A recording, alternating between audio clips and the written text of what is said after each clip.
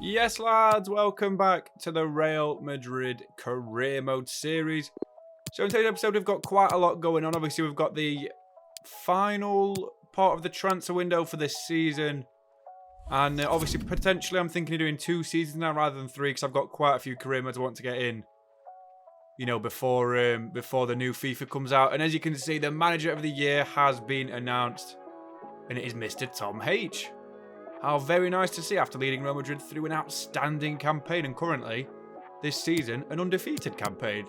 So that's quite nice to see that we're actually we're tearing apart the managerial statistics and we've replaced Don Carlo very, very well. We've done a similar job to him, but this season we're doing an exponentially better job than any manager has ever done in La Liga because we've gone unbeaten so far. And there is confirmation of the Manager Award. We're delighted to inform Real Madrid's excellent performances. I've seen you win Manager of the Year. Very, very nice to see.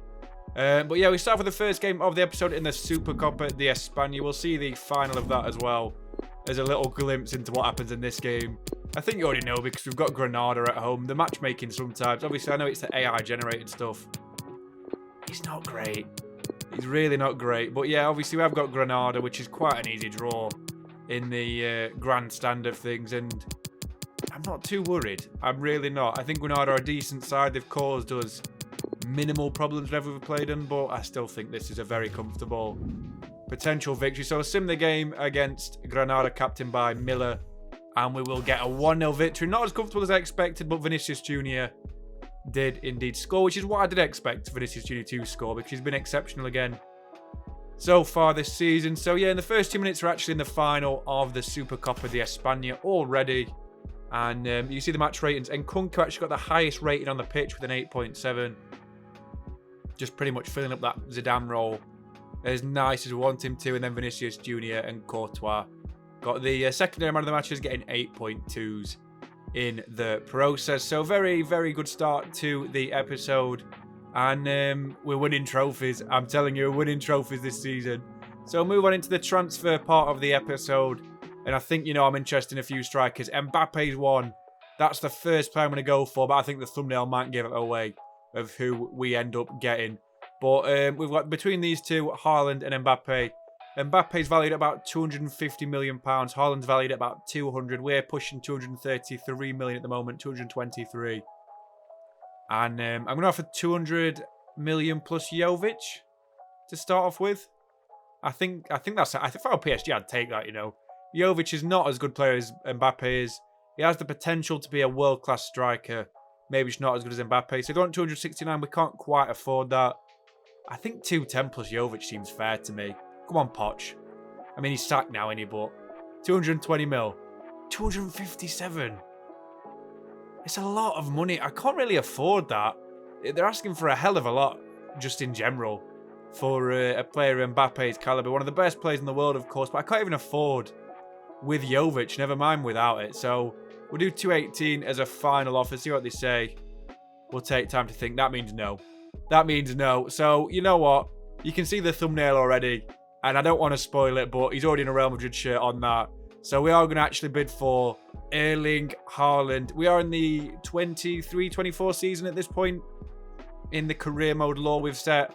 And, I mean, he's got a £150 million release clause, which is not far off the... Because we're in euros on this save for some reason. So it's about 200 million euros. So it's about 175 to 180 million pounds. We'll say that's his release clause. We have triggered it and agreed a fee with Manchester City for the Norwegian hitman, and I feel like this could be the perfect signing to not just bolster our attacking prospects with him and Benzema as the starring duo rather than Jovic. I think we could win everything with him, and if we do, then the series will be over because we have nothing more to achieve. But we'll agree the crucial squad role. The contract length of 5 years has been agreed as well. No release clause, 300,000 euros a week, a 12.5 million euros signing fee in terms of goal bonuses, and Erling Braut Haaland as signed for Real Madrid, which is a lovely prospect to see, and it looks like it'll happen in the next couple of years anyway. So we do sign Haaland, and we move on into the first game of the episode, and we have got A massive game against Atletico de Madrid at the Estadio Mestalla, Valencia's home stadium in the Supercopa, because Dubai doesn't have any stadium. So Courtois starts in goal with a back four of James, Militao, Rudiger and Mendy. Midfield three of Tchouameni, Modric and Cruz. And the forward line of Serge Gnabry, Erling Haaland making his debut as Benzema isn't match fit. And then Vinicius Jr. That front three is terrifying. It really is. We'll see a quick glimpse of Atletico's team before Klosterman captains the side, which is weird in itself that no Oblak or Llorente would be given that opportunity to captain them. But yeah, Oblak starts in goal. They've got a back. Is it a back three or is it a back five? They've got Klosterman, Jimenez, Bastoni, Mukiele, and Vass, and Nuno Mendes. Oh, their team's so messed up. Yeah, that is the back five with Vass as the left wing back. Mendes, Llorente, and De Paul the midfield three, and then Correa and Cunha are the striking duo. So a very strong team from them, and we'll start with the first highlight in the 9th minute. So Correa's got the ball, looking for the inside pass towards Cunha. Gets a chance. He puts them 1-0 up already. And blinking, you'll miss it. Mateus Cunha puts Atletico de Madrid 1-0 up already in a massive Madrid derby and a massive Supercopa final. We need a trophy, and they make it 1-0 already. But straight from kickoff, Haaland plays the ball out towards Vinicius Jr. He's got a chance for it. Klosterman and Jimenez. Gets past Bastoni, gets past Jimenez as well. On the weak foot, wide of the post. Wasted chance from Vinicius. But in the 30th minute, Haaland's got the ball, finds Gnabry out wide, gets past Mukiele, cross towards Vinicius, backstick volley. You see it all the time. He's so good at them. The delivery from Gnabry is exceptional yet again. And we see a celebration. Excellent, excellent goal by Vinicius Jr. Wonderful ball by Serge Gnabry as well. And that is an excellent team goal as well, as Haaland was involved, as well as many of the big boys, as we get our first goal on the, in the Supercopa final. And it is that man, Vinicius. You need to put your house in him to score that. Excellent finish by our big Brazilian wide man. But just before half-time, Atletico get another chance. Cunha's got the ball, comes inside the defence. We wipe him out, comes back towards Correa. De Paul's got a chance on goal. He slides it underneath Thibaut Courtois, and he makes it 2-1. Awful defending from me, but Rodrigo De Paul, the former Udinese captain, makes it 2-1. And then just before half-time, we get another chance. Haaland has his header cleared away. Mendy's got it now. Militao in towards Vinicius Jr., who rolls his man back towards Haaland. Off the crossbar, it bounces across the line. Bounces across the line, I should say. I have to speak so quickly to keep up. But excellent goal on his Real Madrid debut from Erling Haaland. Assist for Vinicius Jr. as well. So a wonderful goal that. Look at the touch by Haaland here. Rolled his man. Crossbarring in. Excellent goal to put us 2-1 ahead. Then just before half-time, Atletico will get another chance. Klosterman out towards Mendes, who gets fouled. Terrible challenge by Mendy, the left-back. It was woefully timed by myself and Ferland Mendy. And he went down like a sack of spuds then, didn't he? Got hit really hard then, Nordi Mukiele. It was Mendes, weren't it? Nuno Mendes. Woeful defending from me. And I just saw him on the right and I thought, must be Mukiele. But no, of course it's Nuno Mendes. But they get the penalty. Cunha steps up against Courtois. He dinks it and Courtois guesses correctly. And Cunha pays for some woeful set-piece taken there. And Atletico go into the break 2-2 with ourselves, Real Madrid. And we're very fortunate, to be fair. It was a woeful penalty, but Atletico have got a very, very nice team. And that man, Vinicius Jr., at the heart of both goals, scoring and assisting as we'll restart in the second half. So 71 minutes. Vinicius finds Gnabry out wide. Getting past Mukiele here. Bastoni runs off his man backstick. Haaland on the volley. 3-2. Haaland at the double. Excellent first-time finish on the half volley chance. And it was excellent. See how weird did Vinicius run then? He was like a robot. I mean, go back and skip this. And just see how he ran. That was ridiculous. It was such a weird animation. But great finish again by Erling Braut Haaland. And we are indeed 3-2 ahead, going into the final few minutes of the game as Atletico have got the ball.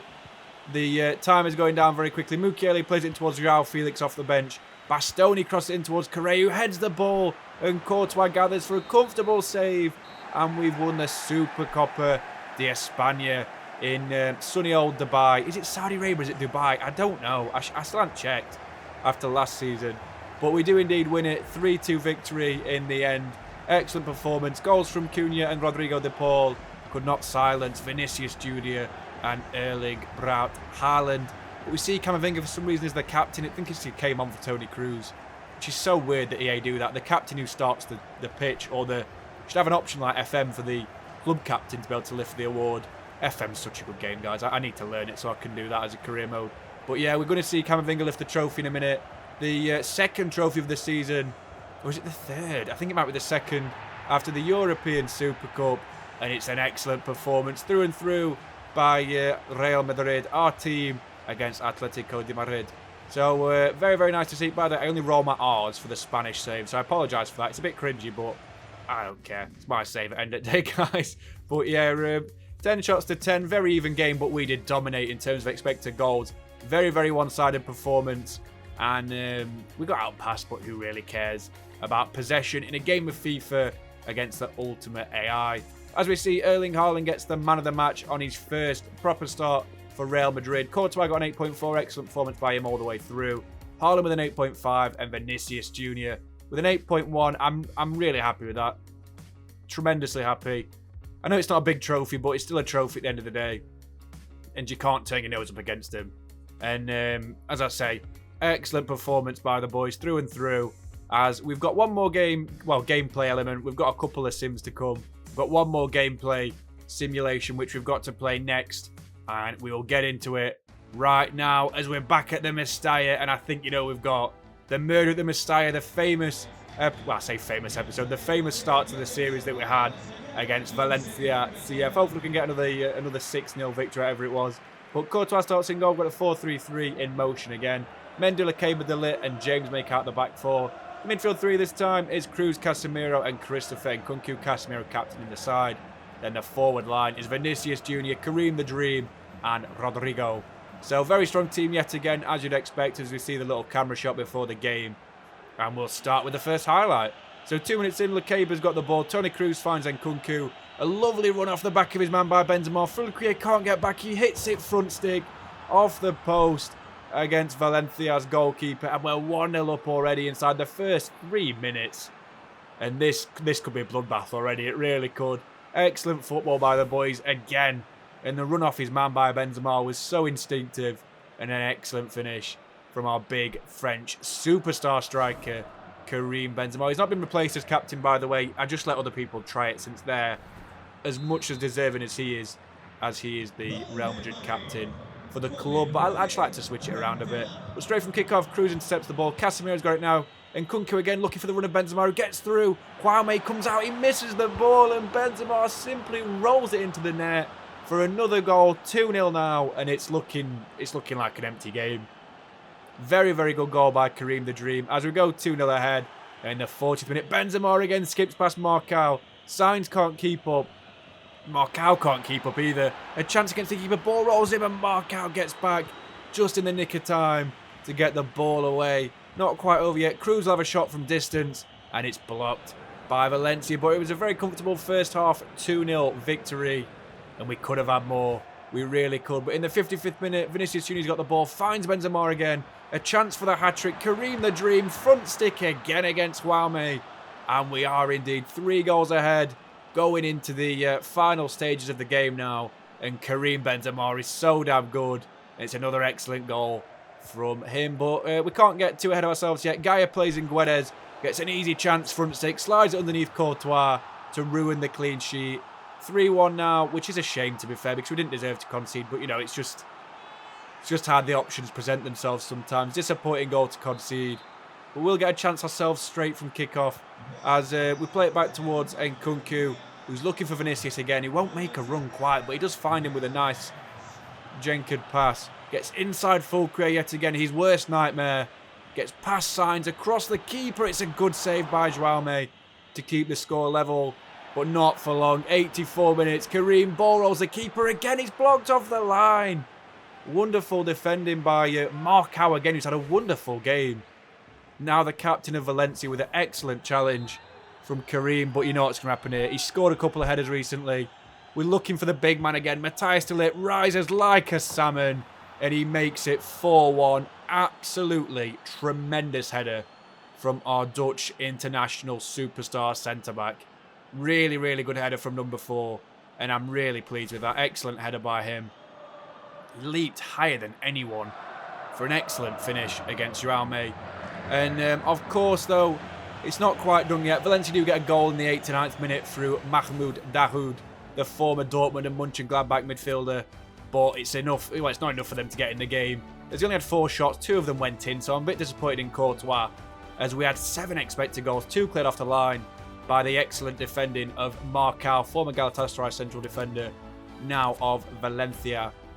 But like I say, still a very nice performance by the boys. Benzema with 3, Vinicius with an assist, and just a lovely all-round performance. Very, very nice to see. But that was the final game we've got in terms of actual gameplay. Only 5 games today, a bit of a shorter episode. I'm not going back to the roots, don't worry. We're going to have about 8 or 9 games in the next episode. A bit of a longer one, as we've got a few simulations to hit. But firstly, we've got a big deal to arrange for Luka Jovic, who is interested in a move to Bayern Munchen. So he asked for £79 million. They accepted that very handsomely as well, to be fair. I'm not on about the guy, I'm on about the fee agreed for our Serbian wonder kid strike. He's not wonder kid anymore, but you know what I mean. He's a hitman at the end of the day. And it's a shame he's going, because he's been excellent. He's scored like 30 goals in the 2 seasons he's been here. But still, I just think it's time for him to go at the end of the day. And it's got to happen. It really has. He's got to live up to his potential as a starting striker as well. He can't just be a backup striker all his career. But Kareem's coming to the end of his career, so it's fine if he drops off and Haaland takes his place. But yeah, as we say, Haaland is going to start this game against Is it Granada again? No, it's not. It's not Granada again. I'll have to see what it is again. Guys, I've got a memory like a sieve. But we're going to make a few changes to the team. As you can see, we are doing that right now. Not really any major ones. Just trying to get some game time for a lot of the players we've got available. So yeah, we are against Granada. I was right all along. But yeah, we're going to make a few changes. As I say, Camavinga can start, as well as a few other players. We'll sim the game. Hopefully we get the dub against Granada. 3-1 victory, not a 3-0 victory like I'd like to see. Adrian Martin put into that. But Cruz, De Ligt and Serge Gnabry all scored. De Ligt's got like 5 goals or 4 goals this season for us, which is tremendous because he's been very good. He's been the best defender since I've signed him. Took him a couple of games to get in. He started as a bit of a Jonathan Woodgate-esque player, if you know what I mean. But still, wonderful signing. Wonderful performance again by him, as it seems. We'll see the match ratings as well. Gnabry with a 9.5. Cruz with a 7.9. Rudiger with a 7.1. And De Ligt with an 8.6. Very, very nice performances, as I say, all round by the boys. Not too great from where they're standing. Gonalon started as a left midfielder for some reason. I don't know why. He's got 33 pace. But still, excellent performance throughout by us, as we've got one final game. You see Jovic has sold for £79 million. We've got 72.5 as the fee. We've actually got Getafe in the Spanish Cup. But we are going to promote 5 youth players, which is part of our objectives. Because I don't want to mess up on that. I don't want to do like 500 press-ups or whatever it was, because I don't promote some youth players. So I'll promote 2 youth goalkeepers, since we've lost 2 youth goalkeepers to loans. Ariba and is it Slonina we've lost as well? It might be another one, but still we have lost them nonetheless. We'll sign a couple other players as well. He looks decent, to be fair. Alves. Guzman doesn't look bad either. He's Spanish as well, after all. So we'll sign him up as well. And then I think that Brazilian looks good. 5-star, 5-star. Does World Peace have 5-star, 5-star? No, but Miguel Fernandez does. He looks alright, he does, to be fair. I don't mind that. I think we might take him as a 3rd choice striker now we've lost Luka Jovic. That seems like a good deal, in my opinion. He looks like a baller. I might make him a right midfielder, though, because he looks like a dribbler. 76 ball control already, which is very, very nice to see. So we'll sign him as well. And we'll leave the 6-4-8 to develop a bit more in the youth setup of Castilla. It would be nice if they had that, but they don't. But we have signed 5 youth players, as you can see. Best being Morelas, the Portuguese goalkeeper. And now I've got a game against Getafe in the Spanish Cup. So we'll see what happens in that. And yeah, we'll get to it in a minute. So we've signed the 5 players. We've got a game in the Copa de España away from home against Getafe. We need to win this game, to be honest. It's not a hard draw, is it really? We've got another one straight away in the new episode we've got coming up after this one. But yeah, we'll start with the team again. Camavinga can get some more game time. He deserves it. Modric can come into the team as well. So I'm not too fussed about this trophy. I've got no illusions that it's a big trophy, and I'm not too fussed what happens in it. But yeah, we'll start a few players who haven't got a lot of game time. Obviously, I like Reece James as a right back, but we'll start Haaland again, and we get the 2-1 victory again. Not a great result. Haaland did score. Sunset missed a penalty, but he did score for them. He's an absolute baller, the former Athletic Bilbao central midfielder. I am a really big fan of him. But 8 shots, 8 chances, 2 shots, 2 chances. We pretty much deserved it through and through, as Haaland gets the 8.7. Gnabry gets an 8 and Rodrigo gets a 7.7, while Sunset, who's a central midfielder, I might remind you, starting as a striker, gets a 7.4 rating. So that's the end of the episode, guys. We've got 2 minutes left just to fill out the rest of the runtime and see what's happening.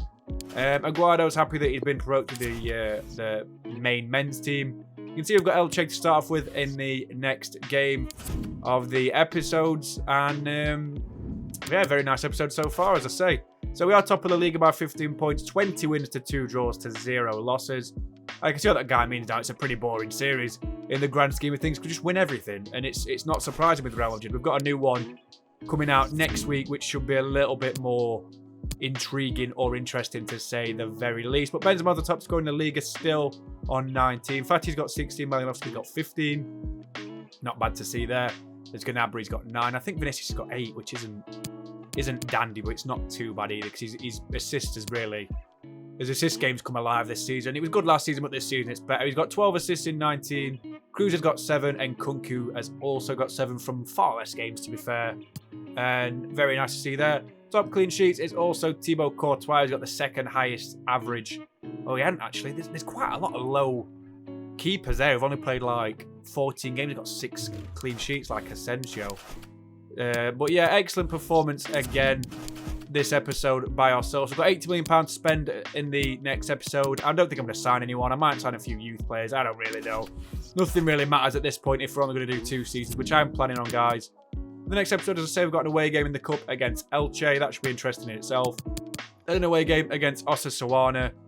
Not an odd game. That a home game against Real Betis. Always difficult customers. An away game against RCD Espanyol. An away game against Borussia Dortmund.